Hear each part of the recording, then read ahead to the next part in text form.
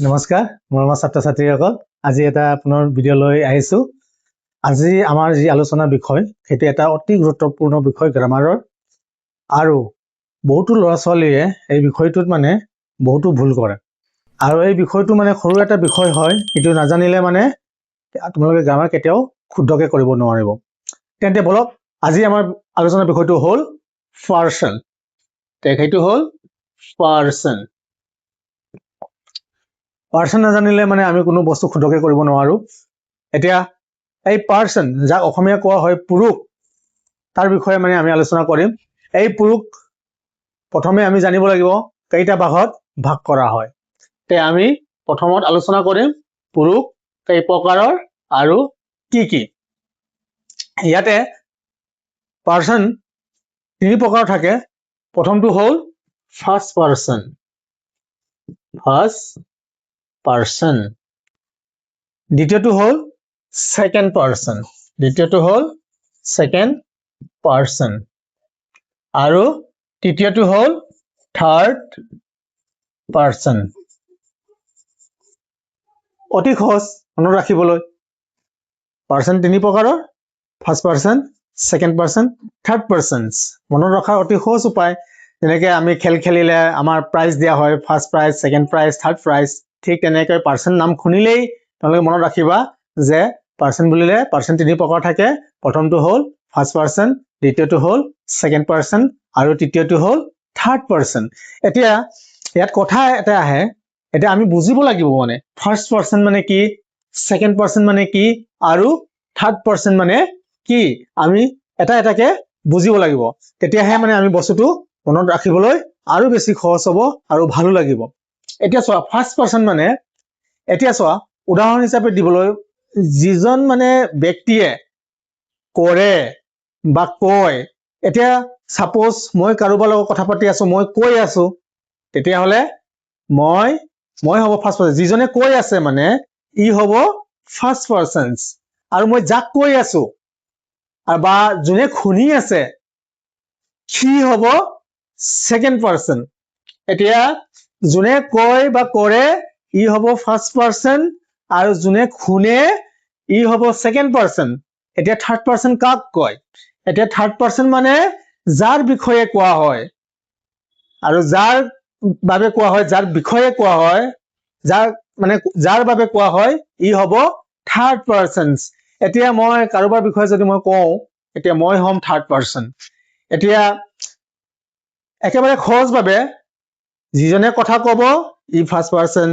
যিজনে শুনিব ই second person আৰু যাৰ বিষয়ে কোৱা হ'ব ই থাৰ্ড পাৰ্চন আশা কৰো তোমালোকে বুজি পাইছা এতিয়া এই পাৰ্চনটো যে আমি কোনটো মানে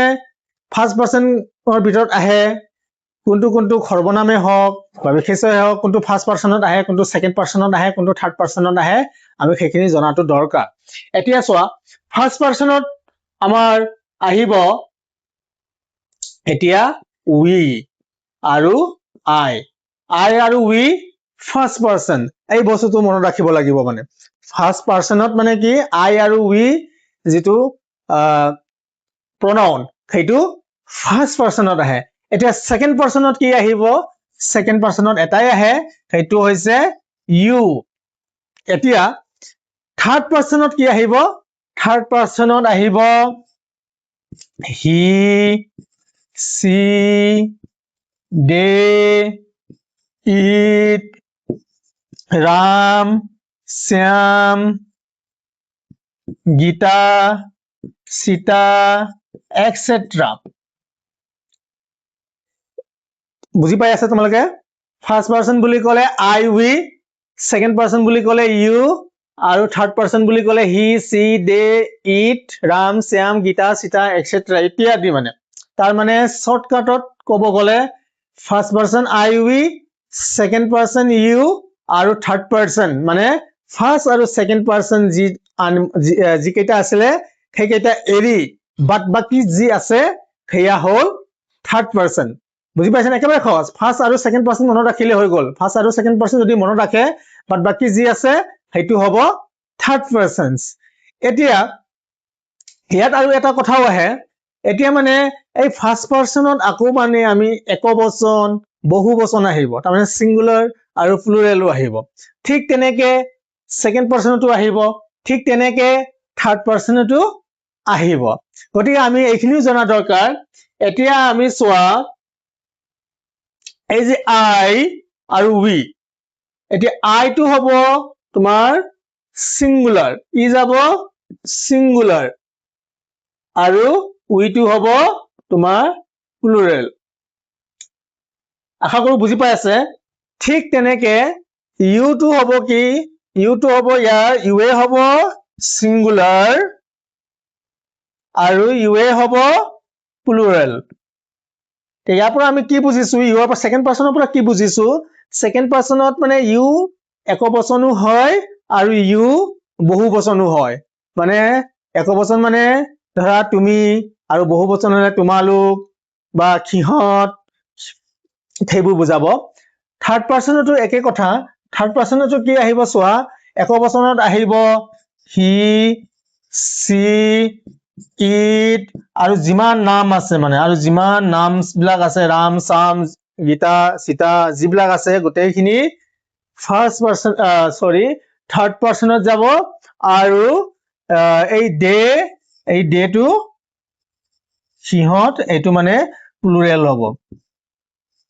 এইটো প্লুৰেল হ'ব আৰু এইটো সিঙ্গুলাৰ হ'ব আশা কৰো তোমালোকে বুজি পাই আছা এই পাৰ্সনটো মানে মই পুনৰ আকৌ ৰিভিজন দি আছো পাৰ্সন তিনি প্ৰকাৰৰ first person second person third person যিজনে কথা কয় তাক ফাৰ্স্ট পাৰ্সন বুলি কোৱা হয় আৰু যিজনে শুনে ই সেকেন্ড পাৰ্সন বুলি কোৱা হয় আৰু যাৰ বিষয়ে কোৱা হয় ই হ'ব থাৰ্ড পাৰ্সন যাৰ মানে বিষয়ে কোৱা হয় এতিয়া ইয়াত মানে ফাৰ্স্ট পাৰ্সনত কি আহে I আৰু we সেকেন্ড পাৰ্সনত কি আহে you আৰু থাৰ্ড পাৰ্সনত বাদ বাকি যি আছে এইটো থাৰ্ড পাৰ্সন হয় আকৌ ইয়াতে একবচন আৰু বহুবচন ভাগ বগোৱা হয় এতিয়া I আৰু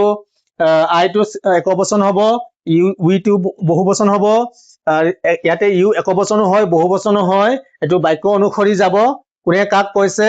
আৰু সেইটো চাব লাগিব তেতিয়া আমি একবচন বহুবচন তেতিয়া আমি নিৰ্ধাৰণ কৰিব পাৰিম আৰু থাৰ্ড পাৰ্সনত মানে একবচন বহুবচন বগাব গলে he she it he মানে তেওঁ বা সি she মানে তাই তো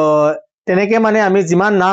নামবাচক যিবিলাক আছে ৰাম শ্যাম মানে নাম যিবিলাক আছে আৰু সেই গোটেই খোপা আমি একবচনত যোৱা হয় আৰু বহুবচনত দে যোৱা হয় আৰু সেই একবচনৰ কিছু ক্ষেত্ৰত মানে আমি বহুবচন কৰিব পাৰি কিন্তু সেইখিনি মানে আমি এতিয়াৰ কাৰণে ইমানখিনি মানে তোমালোকে জনাটো অত্যন্ত দৰকাৰ এজ মানে বেসিক লাৰ্নাৰ হিচাপে আৰু আশা কৰো তোমালোকে এই ভিডিঅ'খিনি চাই পাৰ্সনৰ বিষয়ে যি অসুবিধা আছিলে সেইখিনি বুজি পাইছা আৰু কিবা যদি মই বুজোৱাত মানে তোমালোকে বুজি পোৱা নাই বা অসুবিধা থাকি গৈছে বা কিবা এটা জানিব বিচাৰিছে তেন্তে তোমালোকে কমেন্টৰ জৰিয়তে জনাবা মই নিশ্চয় সহায় কৰিম আজি ভিডিঅ' ইমানেই আছিলে নমস্কাৰ খৈৰাম জাৰি